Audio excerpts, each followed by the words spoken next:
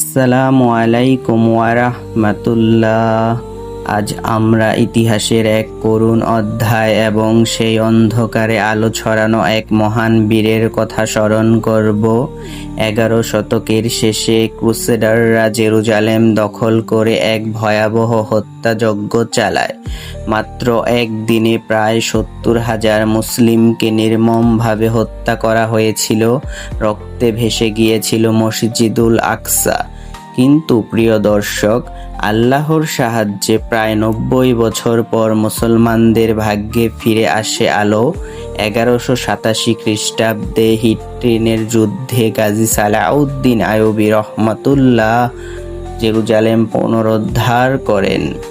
কিন্তু আশ্চর্যের বিষয় হলো তিনি প্রতিশোধ নেননি, বরং শত্রুদের ক্ষমা করে দিলেন, নারী, শিশু, বৃদ্ধদের নিরাপত্তা দিলেন।